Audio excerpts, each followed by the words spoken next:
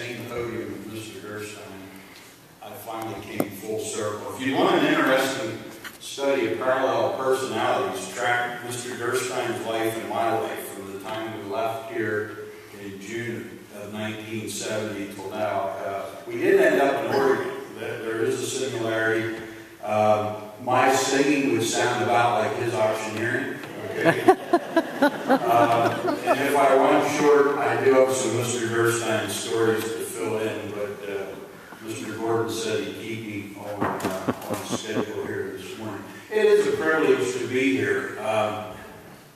It is kind of amazing, first of all, that I was asked back, and it was more amazing that I actually got out of here.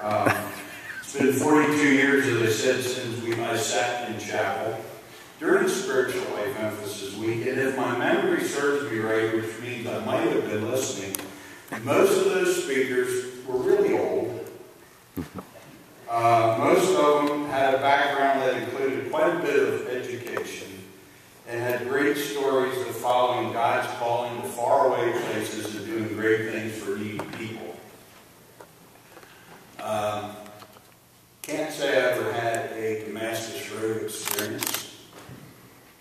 Crashing my motorcycle at the age of 58 and having 10 days in the burn unit, we did a lot of talking, God and I don't know if I remembered that I agreed to do this, but I sure owe him a lot of the credit for bringing me and having me still here today. But the only part of that description that I match up with is that I am definitely older than I was when I was sitting in your seat. But I still don't think I'm as old as those speakers appeared. I attempted to get an academic education, but as any teacher of that era will tell you, classroom setting and Sandy Alderfer did not do real well together. Okay? And I told Mr. Williams this morning, I'd really much sooner move this whole thing out in the grass, and then we could sit down and have a conversation.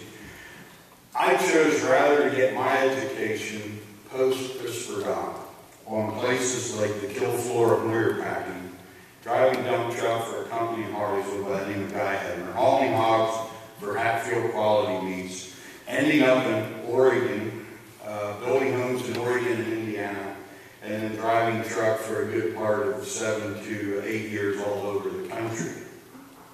I finally returned to this community in the early 80s and decided it was time to reconnect to this community when I realized everywhere I was across the country, and I could tell many stories of where bits and pieces of information that I was fed so carefully by my parents, the church community, this community, and more so, the faculty of Christopher Dock made a difference in why I turned left or why I turned right.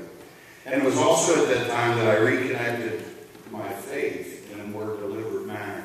I cannot say that the Lord, I'm not one of these guys that hear the Lord speaking, okay? I'm one that tries to push doors open, and I found out that when He does not want you in the door, He is much stronger than me. Sometimes He has left me push the door open, only to have it slam shut on my last foot coming out, and I go, I guess I'm really not supposed to go in there. But I can't say that the Lord ever told me to stop driving truck. I had just made up my mind that when I started a family, I really didn't want to be gone for weeks at a time. So from then until now, as Rod said, I've been, Mr. Gerstein, I'm sorry. My forgetting. All teachers do have first names, but I keep forgetting. It's ironic when I see Mr. Gerald Benner, who's now working on the development. He was one of my teachers. He says, you can call me Gerald. And I said, no, I can't. You're still Mr. Benner. But Mr. Gerstein was always right. So sorry for that slip. But anyhow, they did know that, I'm assuming, but I think it's in the yearbook. For now, so I came back, and I had the second generation of a family business, and I really was not that proud when I was sitting in your seat that my father was an auctioneer. I knew I enjoyed being with people. I knew I enjoyed being out among the people. And I knew what he wanted to do was two things. Be the best auctioneer he was, could be in Harleysville. He also followed the golden rule staff will tell you, half right's all wrong. Okay, so do it right the first time, you're going to have to do it over again. And if you can't accomplish what people are asking you to do, just tell them, I can't do that. That way, you're never disappointing yourself and you're never